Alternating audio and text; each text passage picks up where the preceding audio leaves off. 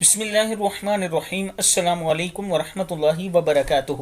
زینب T V کی طرف سے آج میں اپنے دوستوں کو رسول اللہ صلی اللہ علیہ وآلہ وسلم کا ایک فرمان بتاؤں گا۔ آپ دوستوں نے اس پر ضرور عمل کرنا ہے اور زینب ٹی وی کو سبسکرائب بھی کرنا ہے۔ آپ صلی اللہ علیہ وآلہ وسلم نے فرمایا، سیدنا ابو ہریرہ رضی اللہ تعالیٰ عنہ فرماتے ہیں کہ نبی اکرم صلی اللہ علیہ وآلہ وسلم نے مجھے 3 کاموں کا حکم دیا: ہر ماہ 3 دن روزہ رکھنا، چاشت کی 2 رکعتیں پڑھنا اور سونے سے پہلے وطر پڑھنا۔ صحیح بخاری، صحیح مسلم اور مشکات شریف میں ہے کہ رسول اللہ صلی اللہ علیہ وآلہ وسلم نے فرمایا،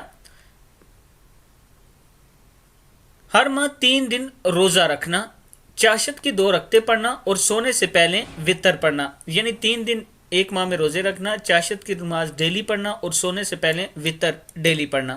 یہ عمل ہے، آپ دوست بھی اس پر ضرور عمل کریں۔ السلام علیکم ورحمۃ اللہ وبرکاتہ۔